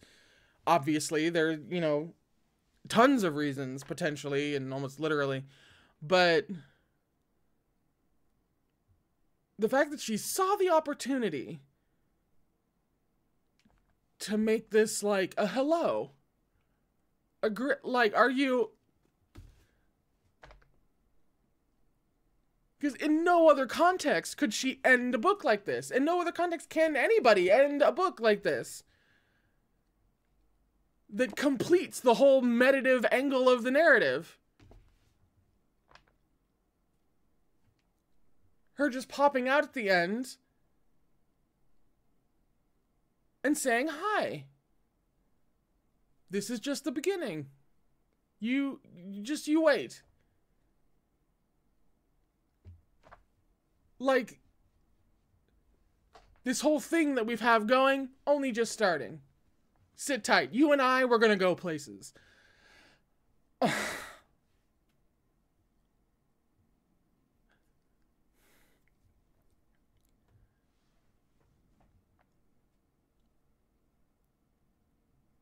Like, not just as a writer, but as a fan, a reader, a fangirl, obviously. That's just so oddly nice. That just felt like a real thing that just happened there.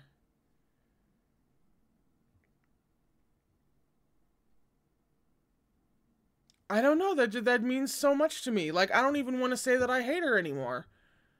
As a joke, obviously. I've been joking about that. But I kind of just feel like I've been giving a really great artist, you know, a little love, but in a very, like, sarcastic, ironic way. And then she just came back at me with some genuine feeling. So I really can't. I don't. I love her. Obviously. But, like, she's not being, you know, ironic about it. So why should I? She may not have intended this entire existential crisis that's going on with me right now, but nevertheless, it's the last line of the fucking book, so I feel like it was at least somewhat purposeful.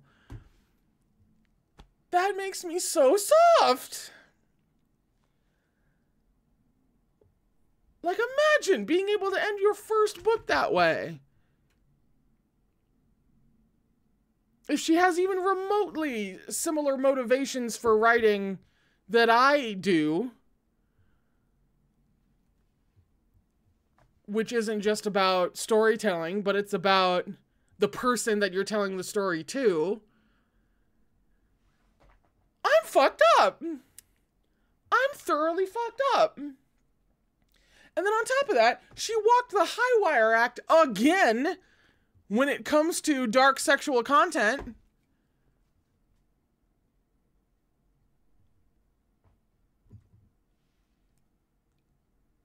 I realize I just talked for like 5 minutes, but I'm like fucking speechless. I don't know what to say.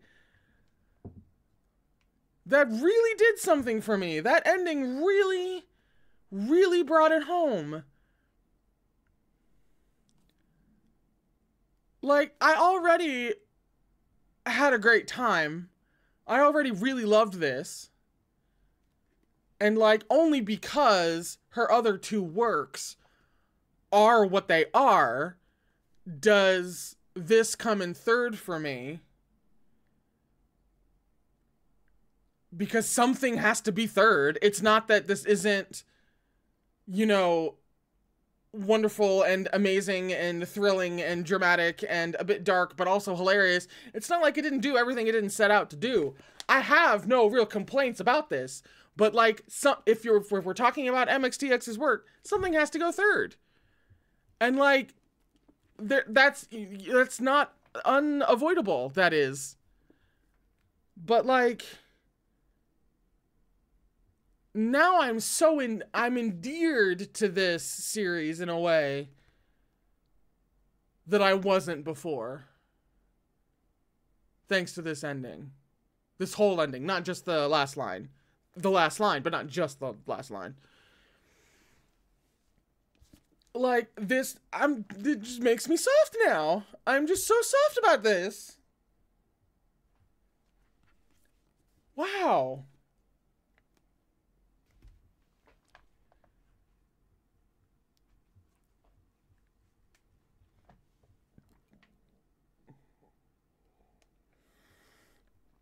That's it. That's it. That's it for the main story of Self-Saving System. We still have Volume 4 and all of the extra stuff to go through, which I'm super curious about, because the one like question mark I have is that I thought that we would get into, at least a little bit, who he was before he hopped into the story as Shen-Ching Cho, and get a little more background of that. I can kind of see why we wouldn't, but I also kind of want it, because I'm curious. I'm a nosy bitch. I just like kind of want to know. I have heard nothing about them, so I'm going in very, very, very, very blind. And we'll be doing that next Friday. We'll be starting Volume 4 next Friday. I'm just so... like, you talk about a feel-good ending. I am just so, like... I